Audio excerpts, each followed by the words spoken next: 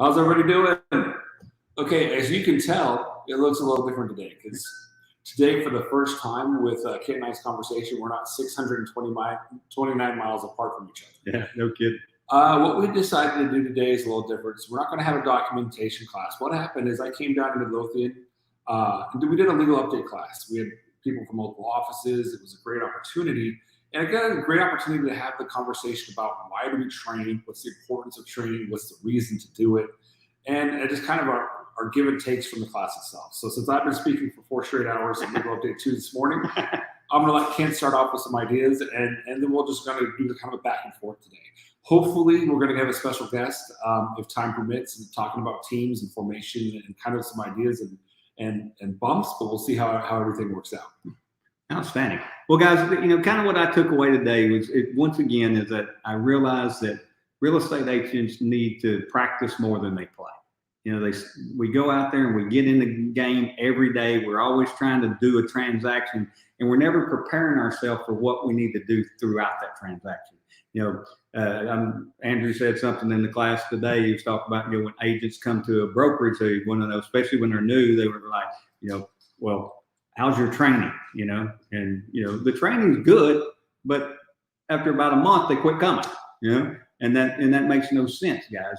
As you get out there in the real world of real estate, every single transaction does something different. Something different's going to happen almost every single time. And if you're not prepared for that, then, one, you're not going to get your clients to have much faith in you. And the more faith they have in you, the more apt they're going to use you as they move forward with other transactions, or they're going to refer you to other people. So you gotta keep yourself up to date and trained. The other thing we kind of hit on today was just different updates that happen. Like there's been a couple of contract changes. I'll let Andrew get into that a little better. He knows all the dates better than I do. But if you haven't been training, you're not going to know that. And so you've got to turn out for these things. If you want your blade to be sharp, you got to sharpen it. If all you do is beat it against a tree all day, then eventually it's going to get dull. At some point in time, you got to stop and sharpen that blade. And that's what these trainings do for us. They give us the opportunity to sharpen our mind. The other thing, and this is something that I don't think people think much about, is if you're not putting yourself in a position to be around like-minded people on a regular basis, then guys, you're going to be miserable at this thing, right? You can't be out there on your own by yourself all the time. There's people out there that want to help you and want to be a part. I use this analogy all the time, and I'm not trying to be religious on you or anything like that, but there's a reason people go to church every Sunday, right? You could pick the good book up and read all about it and learn everything you need to know without ever walking in that door.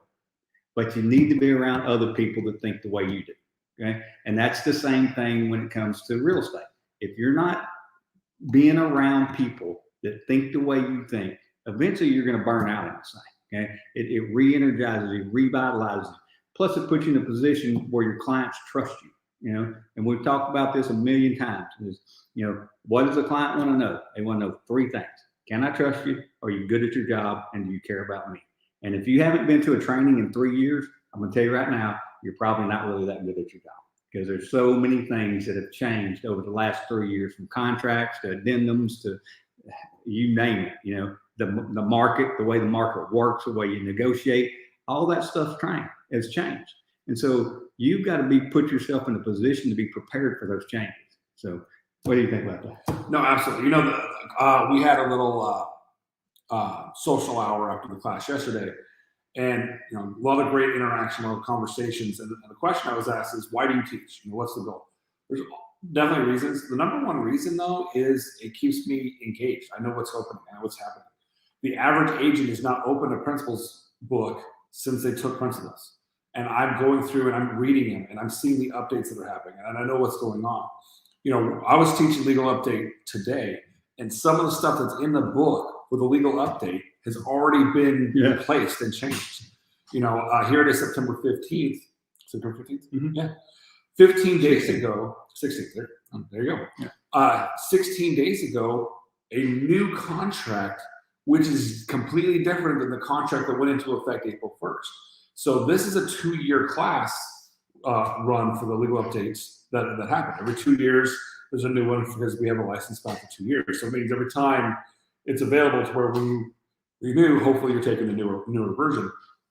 So it continues to change. So the question was asked to me, one, why do you teach? I think the number one reason I teach, obviously, is the best way to learn is to teach. If you don't know it, you can't teach it. So if I know I have to teach a class, I'm going to go learn that class. I'm going to make sure I understand.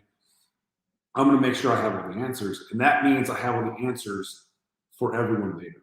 And it makes it so much cleaner. You know, another conversation I had, and everyone agreed with me there. It's funny, the same agents that go to classes, same agents that go to the meetings, are usually the same agents getting a paycheck. Yeah. And it's funny to watch some of these agents, they haven't closed any deals, but they're too busy to go to training. Yet an agent who's doing $20 million has plenty of time to show up to the trainings and go to the meetings and do things. And the answer is, oh, I'm showing houses. Well, you've been showing houses for 9 months and you haven't sold one. So maybe you should come to training and figure out how to finish. And it's true. And it's crazy. You know, some of the stuff that we talk about, I guarantee every single person in that room at one point in time said, oh crap, I didn't realize that. I didn't know that. I may not be doing it correctly. And when I'm doing these trainings, in no way am I trying to make people look bad. Am I trying to say you're doing something wrong? And a lot of times I'll say, listen, I'm not telling you you're doing it wrong. I'm telling you this is what the book says the law is. And if you're not doing that, you're going to have to figure that out and have a conversation. Because there's a lot of changes. You know, a huge thing that a lot of people still haven't been able to grasp and understand. We spent a lot more time than I thought we would on this. Is a lot of real estate agents are creating either LLCs or S corps for their commissions. They're saying, and their bookkeepers, their accountants, or CPAs, whoever is recommending to them, you should be an S corp. I know Brian has had multiple classes on, you know, become an entity, pay yourself, be a salaried employee rather than living off commission. And I 100% agree with that. The problem is the Texas Real Estate Commission requires that to receive a commission, an LLC or a corporation of any kind has to be licensed. And if you go and create an LLC and you tell your broker, pay my LLC, the broker cannot pay an LLC unless that is licensed and has a brokerage sponsoring it. And a lot of people had questions on that because a lot of people, including all the real estate brokers out there, aren't aware of that requirement and are possibly doing stuff that they could get in trouble for in the future. And I'm not sitting there saying, hey, I'm going to turn you in, I'm going to do this. All I'm telling you is if you have an LLC, if that's the role, if that's the system you want to put in place for your pay yourself, I think it's great. Just make sure you do it correctly. Make sure your broker or whoever you want is sponsoring that LLC and you're doing it right, and rock and roll and make it happen. But you need to know, you know, it's like all laws out there. Not knowing it was a rule isn't an excuse to not get in trouble. And I don't want anyone to get in trouble. Yeah. You know, and we were talking about this before. A lot of people are getting in trouble because you have to have a completed version of the information about broker services form in your email. Yeah. And the majority of the time people are getting in trouble for this is when they email Trek and it's not there. And people don't even think about it, but Trek requires a lot of emails from you, I think, so they can actually check and make sure you're doing what you're supposed to be doing. So our goal is to make sure you know what's going on. And that's the reason for these updates. No one is going to know everything and be aware of everything. I don't trust any human being who tells me they know everything. No. I want nothing to do with it. If you didn't learn something new today, you wasted today. Right. And in this business, stuff is always changing, it's a fluid world. The real estate market today is nothing like it was 5 years ago. No. And think about it. How many people out there today, and Kent, you're going to be one of them. Mm-hmm. When you got licensed, you didn't have to take promulgated forms. No. Mm-hmm. That wasn't even a class available. Mm-hmm. When I went through the Real Estate Academy, there were 4 classes that you had to take. They're now 6. So they've changed and added courses that you've never heard of, you've never seen, you don't know anything about. So you don't know anything about the books, you don't know anything now. It's classes that are all there to teach you the stuff. So I'm not saying you don't know it, but it's interesting. You know, I think when I got my real estate license, I think we're on Principles book like edition 11, and I think we're now on 17 or 18. Yeah. There's been some changes through mom, and the edition we're on, it's scary. It says in 2010, when we do these changes, I mean, it takes a while for some of these to be updated and changed and move. You've got to make sure you're staying up to date. I guarantee every single person who took contracts last month learned on a book talking about a contract that hasn't been valid 2 contracts ago. Oh yeah, absolutely. And it stuff changes and updates and forms change. Yeah. We had a home warranty person come and talk to us, and I asked her, like, say, hey, what do you think about the fact that Trek no longer oversees home warranty? She's like, what? Yeah. She didn't know, and Yeah. nothing against her. Yeah. It's a corporate thing, and I mean, day to day, it doesn't affect her life at all in selling home warranties. But it's one of those things that we know because the contract changed September 1st, Right. and one of the things that we've been informed is Trek no longer oversees home warranty companies. It's done by the regulation licensing board. But we know that, and the only reason we know that is because we have to stay in tune so we can teach it. Right. And that's kind of one of those things where, what Ken says, absolutely right. Iron forges iron. Show me your 4 friends and I'll show you who you're going to become. Yeah. You hang out with millionaires, you're going to probably become a millionaire. You hang out with drug addicts, you're probably going to become a drug addict. Yep. It's just a sad truth. And, we will go to those like individuals, and it's just the way it is. Yeah. What I found too was that, like today, because these folks showed up to this class, they got to interact with these other people. We had at least 10 or 12 good conversations that were pretty in depth over the last 2 days, and it was surprising to me the misconceptions and the just misunderstanding of things in the room of agents I've known for a while that are pretty good agents. They thought they had worked one way, but in reality, because they haven't updated and they haven't been around the class enough, they didn't realize that happened. But without those conversations today, I mean, we would have probably touched base on it, but we knew we needed to get a little bit more in depth, and Andrew did a great job of getting more in depth on certain things like the LLC. I mean, there was a lot of misconception in the room about that LLC. I mean, there just was. And so, those things the only way you're going to do that is be somewhere where there's enough people that you can have enough conversation to get to understand. You may ask me a question or Andrew a question, and I think I heard what you said, so I answered in a way. But if there's 3 or 4 people listening there, somebody may say, well, I thought it was this way, right? And so now we can get enough conversation to kind of get down to the truth of the matter, right? And you don't get to do that sitting at home. You don't get to do that when you're running around doing other things. You get to do that when you're in an environment where people are training. And I really enjoy teaching the legal update class, and that's a weird thing to say. But the reason I enjoy it is because the class is truly, if it's done correctly, in my view, it's done in a way where knowledgeable realtors who've been in the business for a minimum of a year or 2 years are having discussions and conversation. I mean, unfortunately, sometimes instructors will say they want you to talk, but they don't. Right. I love when people talk, because if they're talking, I don't have to talk. It makes my life a little bit easier, and I can have time to take a drink or process. But if you can create some truly good conversations, and that's what the class is designed to do, and it's done in a way where it's like, this is this. What are your thoughts? Because the nice thing about real estate, usually there's not one right answer. Now, sometimes it's absolutely right, wrong answer. Is it ethical? Is it not? But having the ability to have these conversations and then discuss it as a group, it was really fun for me to come to another community and be an instructor, because where I'm from, I've been an instructor for 16 years. Everybody knows me. I'm well known.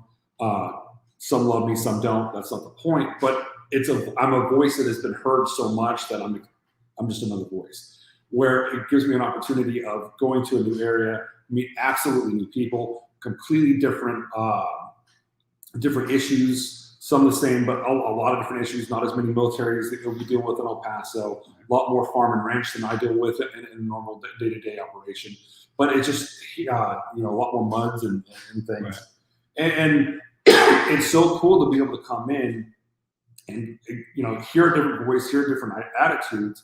And it's great because if you hear the same thing from the same person every time, then you're going to think the way that you're taught to think. I mean, if they say this is the way it is, you're not going to question it too much. Like, okay, well, that's the way it is.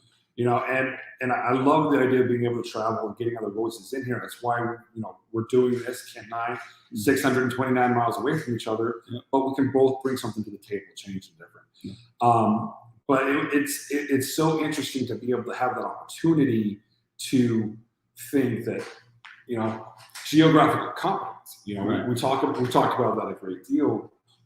I have a license to sell real estate in Midlothian, Texas. Dallas, Texas, Austin, Amarillo, El Paso, Corpus Christi. I have no business selling that real estate.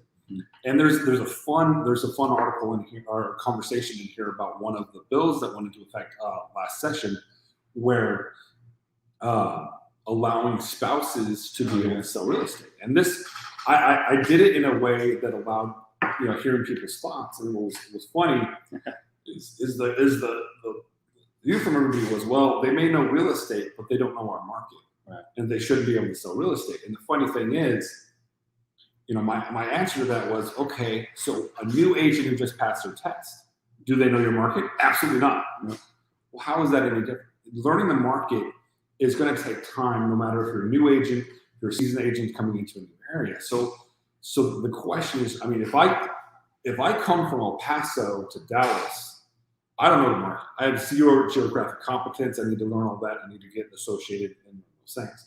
Now, if I come from Arkansas to El Paso or Arkansas to Midlothian, I've got the same issues. Now, the problems I'm going to have is my knowledge may be in a different way. Using my knowledge of Texas and Mexico. Texas and New Mexico are completely different states. One's a mortgage state, one's a deed of trust state. One's common law, one's community property. So there's huge changes and drastic thinking differences that you have to do. But I'm able to work in both states. Just having those thought processes, and people sitting there saying, no, they shouldn't be able to work and be able to do this stuff because they don't know our market. Well, no one knows the market until they move into the market. Right. I'm licensed to, if me coming from El Paso to Midlothian, my knowledge of the market, my knowledge of the area, my knowledge of any of these things is zero, but I have the right to sell here because I have a license. Right. And so it was kind of an interesting take and it was all across the board. Some people, oh yeah, they let them do it. Some people said, this and that. Some people absolutely not. Right.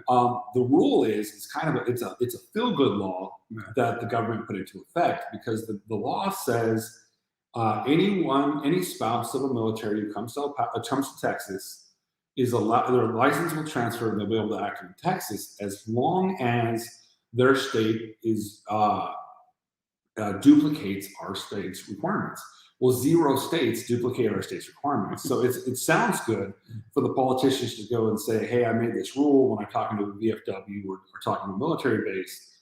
But in practice, currently the Texas Real Estate Commission does not recognize any of the licenses. Yeah. So it sounds great. Now, I will say this. I've talked with the members of the Texas Real Estate Commission, and they're actually in the process of saying, listen, we understand you and understand national, come in, maybe a shortening of you need to take promulgating forms, you need to take our agency so you understand Texas laws, because Texas has, we're an intermediary state, we do not allow to do agency, where some other places do not have intermediary. Mm-hmm. So there's absolute reasons to say, take this, understand our forms, understand our agency, rock and roll. You pass the test, there's no problem with that.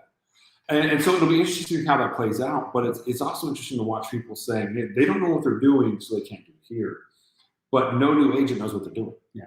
So it was kind of interesting. It was an interesting part of it. And it goes back. That's just another prime example of why you should be going to trainings. If you're brand new, you have no excuse for not going. But even if you've been around for a little while, you really don't have any excuse for not going either. It's one of those things that's just going to put us in a position to where, one, the more you train, the more patience you're going to have with somebody else when you're in a transaction that's maybe not doing what they're supposed to be doing, because you've talked to enough, you've heard enough new people say things, or enough people who've been around for a while say things. So your attitude's going to shift a little bit in the way you treat the other side, And this is one thing that we talk about all the time, which came up again today, is that, Once you and I get into a transaction together, I don't care what company you're with, whether you're intermediary or another company, we're partners.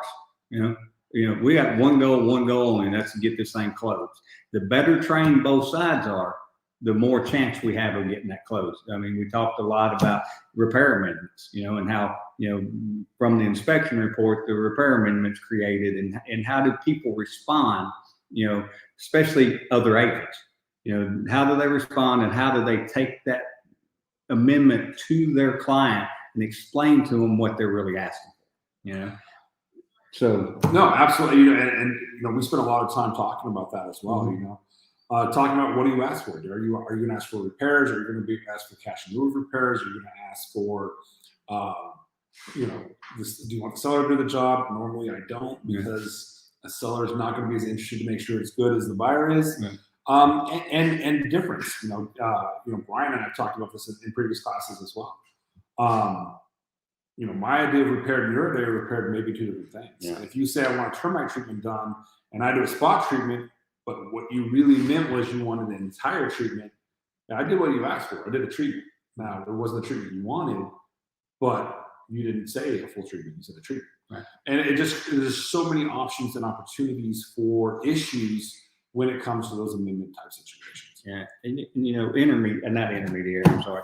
When the guys were coming in, we were talking about agency. It always amazes me how people don't really understand that. You know, they don't understand that they actually represent their brokerage. You know, that, you know, we know you went out and secured that client in most cases, but the reality of it is you are an agent of that brokerage, right?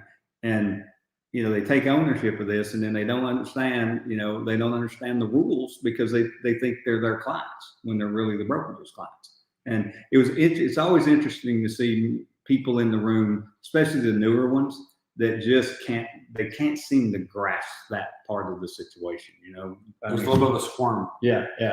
It's frustrating because the average client doesn't care about the broker. Mm-hmm. You know, I'm a broker, and I respect it, and I understand that.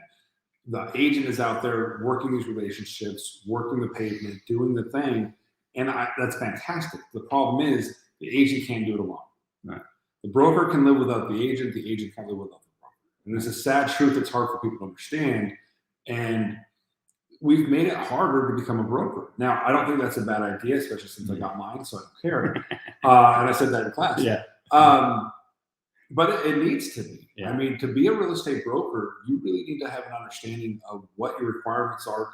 Hopefully, you have some experience teaching. Hopefully, you have experience doing real estate. You should not be a real estate broker and teach people how to be salespeople if you've never sold a house. Right. You know, it's really hard to go and tell someone, hey, this is what you need to be doing, but you've never done it. Yeah. Now, I've sold houses. I've been a buyer's agent. I've been a listing agent. I've done property management. I've done rentals. I've done listings. I've done a lot of I've done commercial. I hate commercial. It's not my baby. And I understand this. I should probably stay in my own lane with geographic competence. But I have some of those experiences. Now, am I also humble enough to realize there's people in my office who are better at it than I am in certain things? Absolutely. You know, I have a style of doing a CMA, but I don't do as many CMAs as a lot of agents because I'm not out there every day competing against the agents and doing it as hard. So I may say, hey, I can show you how to do a CMA, but talk to him, they do it great. Talk to her, she does this really well. And if I can't recognize that and see that and think I'm the magic person who knows all and is perfect, absolutely not. Now, I will say this, and I say this for my brokerage, I can only speak for myself. If you're a question, ask. I would much rather spend 5 minutes answering a question than 5 days fixing a problem. Yeah. And two, the benefit of asking is it's my problem. Right. If someone asks me, can I do this? And I say yes, and they get in trouble, it's on me. Yeah. If you go do something on your own, now it's on us. And we're going to have to work on this together. But if I said you're good and gave you the green light, it's not your problem anymore. Hey, I went to my broker said I'm good.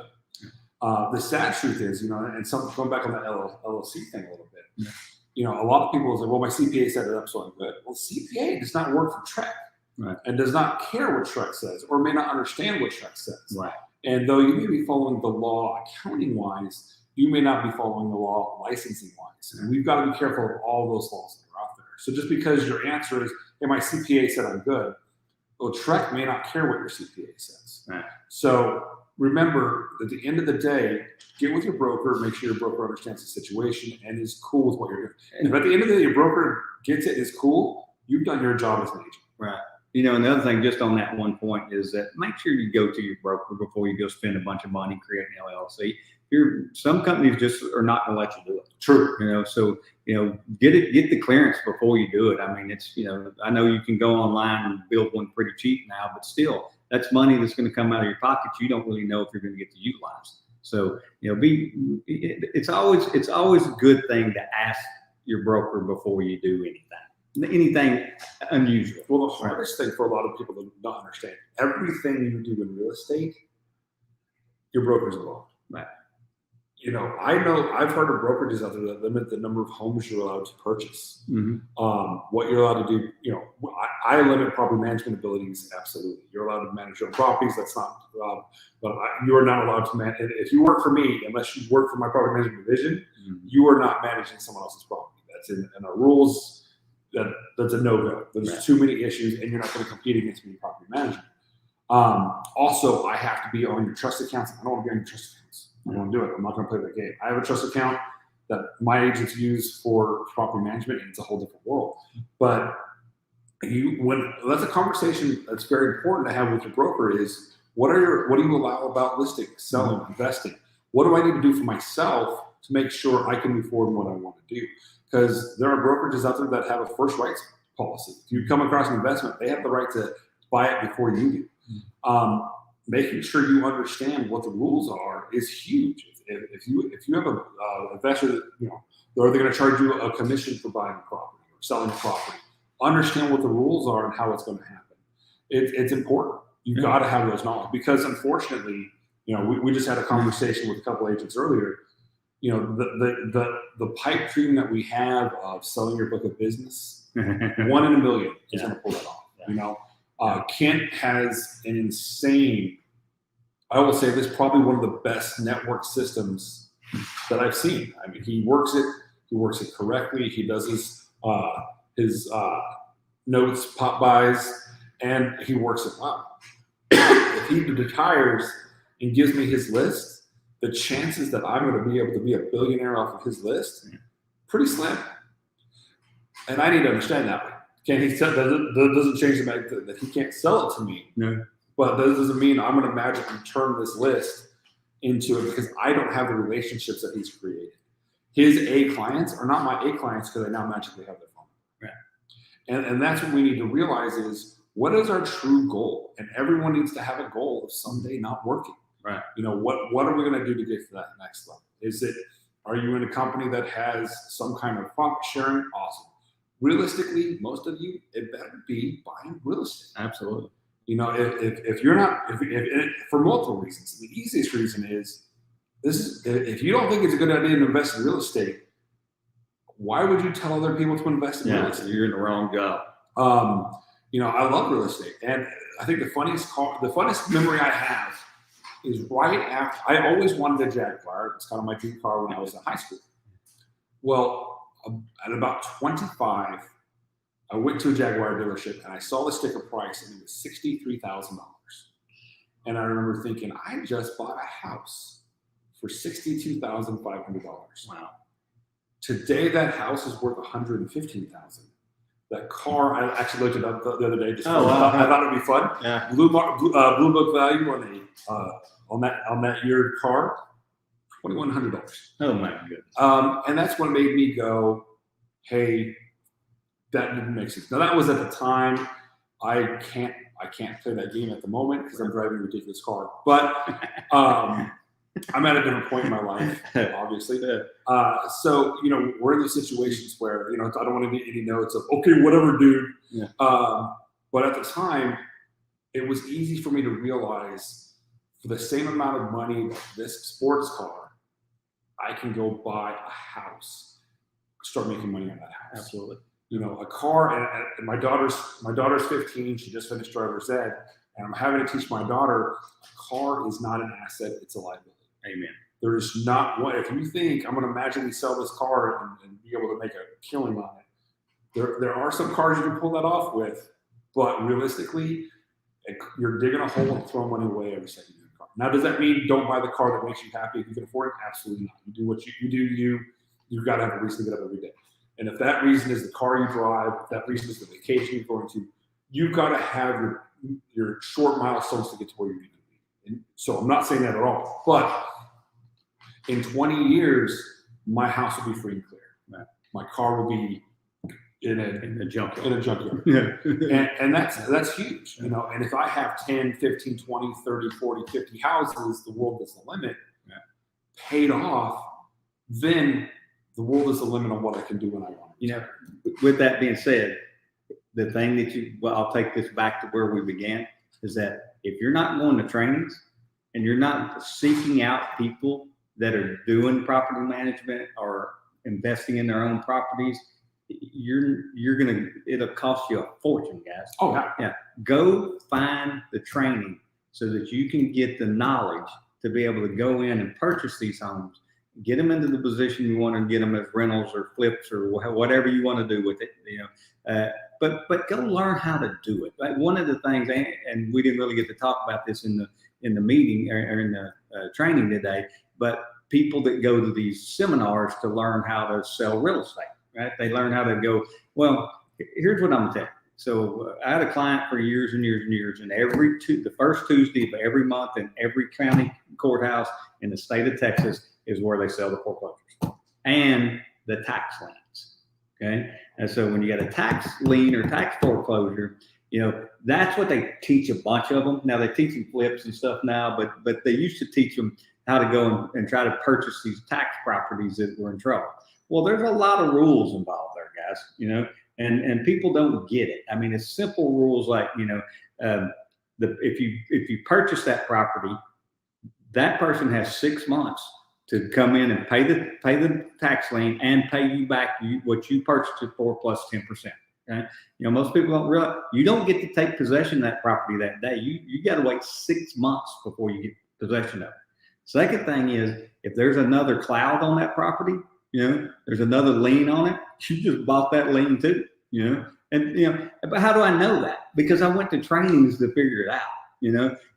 And so it would always crack me up as we'd be standing on the courthouse steps, and you always knew when there's a seminar close to you because there's all these guys standing around with these little books in their hand, and you know, and you can tell the same lady did the tax auction every month for 10 years, I guess. And you know, she knew the guys that showed up and what was going on, who were buying stuff, you know, because there's always the same 10 or 15 guys standing there. And you know, and they come up and she just shake her head because she knew they were going to start bidding at like $5, you know, on a property that I'm gonna buy for 20 or 30 grand, you know, because that's what, you know, because I'm gonna make 200 on it, you know. But they think they're gonna get it for $5 and they think they're gonna get it today. Because they're not trained professionals. Yes, they didn't go to any real training that's real estate based to understand how do you do this, right? And that's the whole point of this conversation today. And you know, and I don't want us to beat a dead horse, but if you're not getting the knowledge of the things you want to do, there's no way you can give people advice because you don't have the knowledge to give it to them, right? It's like reading this stinking contract. You better know that contract inside out, upside down, and backwards. You know, because that's really what you do. You present and sign contracts. That's the two things you really do for a living. So if you don't know that inside and out, you're in trouble. But that's why you go to trainings. That's why you also practice. Once you've gone to the training, you know, we got this book, and it's a big one. There's 101 or 2 pages in the thing. You know, if I take this book and put it in a drawer and never open it again, then I'm not doing myself a justice. You know, I now have a resource where if somebody says something, I at least have somewhere to go where I can remember what we talked about, and if the need arises, I can call Andrew and ask him what to do with it. Absolutely. But if I didn't have it, I wouldn't even think to do that. And the other thing with that is, you know, mistakes are expensive. Mm-hmm. There's a fantastic proverb, and I don't know if I usually butcher it, like the first 2 times I try to remember it. It's experience comes from, or knowledge comes from experience, and experience comes from bad decisions. You know, I've made horrible mistakes flipping properties. I've made horrible mistakes investing in properties. Let me teach you my mistakes so you don't make them too. Right. You know, Nick Bryan and I do a lot of property flipping things, and we did actually created a long-term class where we bought a property, we brought the agents to the properties, like, guys, we just bought this. This is our plans. This is our goal. This is what we're going to do. And we then brought them back after we gutted it. Okay, guys, we've gutted it. This is what we've seen good. This is what we've seen bad. This is how we're going to move forward. And we brought them back through each stage of the process so you could see. Because one of my new agents, we used to do tours every Friday, and he thought it was the most interesting thing because you learn so much. You know, what are the experienced agents excited about or not? Because it's funny, you'll go to a house and some of the experienced agents will be, oh yeah, this is nice. And the new agent's like, this house sucks. And then you see it's bought by someone, turned around, flipped, changed, and you're like, wow, I get it now. Okay, you saw the value. You know, paint and carpet hide a multitude of sins. Right. You know, a house could look like a complete piece of garbage. It needs $5,000 in repairs, and it's golden. Or a house could look like a piece of garbage, and you turn around and realize it's going to take $80,000 to fix it. Yeah.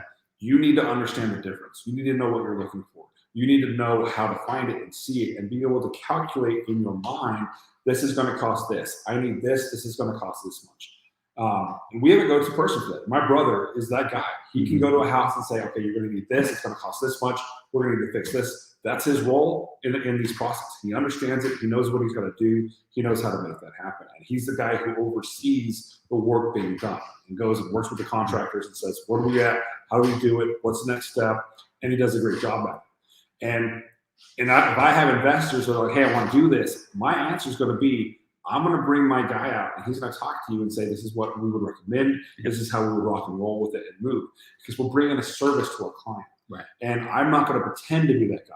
If I've got someone who comes up and says, hey, what can I rent this for? Great question. I'm going to get my property manager in here. I'm going to have him tell you what he thinks it'll rent for. I can shout a number at you, but it may be wrong. Because when I was doing property management more heavily, it was 10-ish years ago, 15-ish years ago, and prices, they've done changed.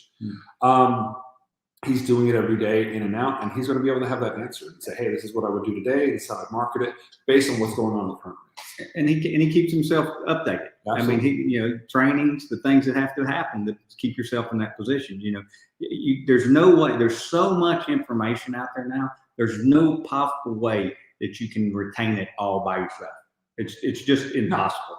So that's why you got to get in these situations on a regular basis. You should be planning your trainings a year in advance. Okay, your big ones, like if your company has convention, you need to be going to convention. And you need to plan that at the beginning of the year. If you don't have convention, you need to go to the Texas Realtors Convention, or you need to go to the National Association of Realtors Convention. There's places to go everywhere. I'm a big Brian Buffini fan. I've gone to Mastermind for the last 10 years in a row. And as long as we'll let COVID let us back into California, we'll go again, by God. Or I can get him to move to Texas. Texas Realtors we just had the fake Texas Realtors Convention last week because it was virtual. Yeah. But you got to plan those things, right? And when I plan my schedule for the year, those things, they're etched in stone. There are, unless I have a family member dying or my daughter's having a baby, which I did skip one convention because my daughter was having a baby. It was my first grandbaby, so we did that. But that stuff's etched in stone, because if I'm not going out there getting sharper, there's no way I can come back and help you get sharper, right? But what I'd really rather have is you sitting next to me in the room and we both get sharp together and then come discuss what we just heard. Absolutely. And more than that, and I think what Ken said is fantastic, is listen to more than one voice. Mm-hmm. You could hear I could be the greatest instructor in the world, and in my mind, I am. Mm-hmm. Let me be very clear. But I can only give you my view and my insight. You should hear 6, 7, 8 different people's insights, because they may have a different idea or viewpoint or thought process. Mm-hmm.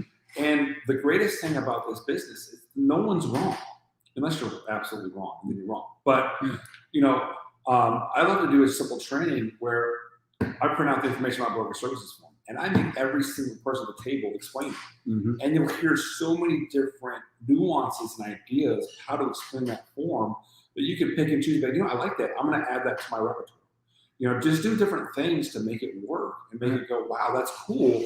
I never thought about saying it like that. Yeah. It reminds me of so I was actually attending one of Andrew's trainings. I was just a guest. I wasn't participating in any other way, just as a guest.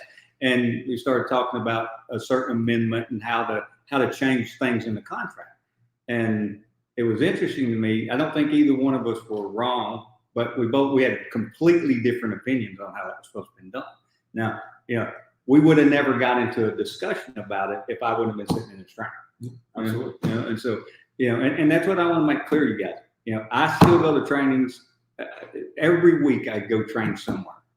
I mean, you got to do those kind of things, guys. Until you do, you're never going to be that professional that your client's looking for. It's just you just can't gain the knowledge without going out and having somebody help put it in your head.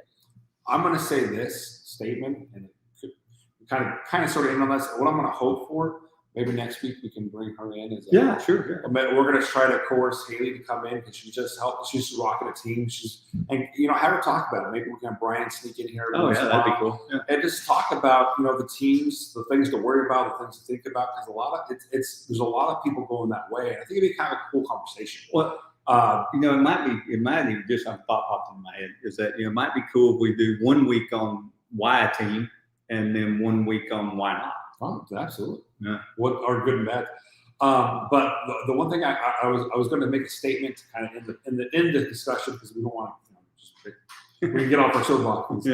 But I will bet money there is not a single high level producing real estate professional that is not probably also the one who goes to the most trainings. I agree with that. I mean, I've watched it for years. I mean, my top producers were they were at every sales meeting. They were at most of the trainings. They just sometimes putting them off. Yeah, and they were at convention.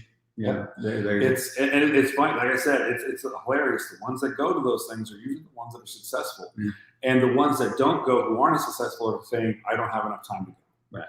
And it's. I'm sorry, but if they're producing 100 times more than you are, and they have time, why don't you? We can all sit there and play different games. At the end of the day, we all have the same 24 hours in a day. If it's important to you, you will make the time. And I'm not saying my hour training is going to be the most important thing in your world, and it probably shouldn't be. But some training somehow to make you better for your clients better be important.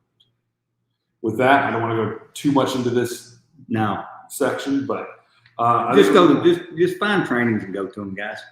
Schedule them in your week.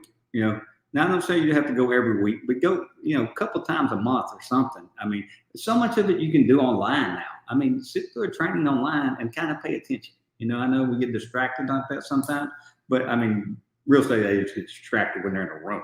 But but at least go do something. This is a prime example. If you guys will come, schedule some time to listen to me and Andrew for a few minutes. You may not listen to the whole thing, but if you learn one thing, it helps you sell one more house every time you go to a training. Was that training worth it? I will say what made me feel really good today, I started teaching, one of the people in the class was like, why does that guy's voice sound familiar? Yeah. That's the guy you watch on Thursdays. Holy crap, okay. Yeah, right. Knowing people actually watch this is kind of cool. So, and it's interesting, hearing people have different ideas and conversations and knowing people are more than just Kent and I are watching this is awesome. Yeah. But, you can make it, the easiest thing in the world to do is come up with a reason why you can't do something. Right. But look to the ones that you want to emulate, and I promise they're training. Yeah. That's all I'm going to say. Me too, guys. Everybody have a great week. Rest of the weekend. Go sell something. Go find you some trainings, and we will see you again next Thursday. Absolutely. All right. Have a great day.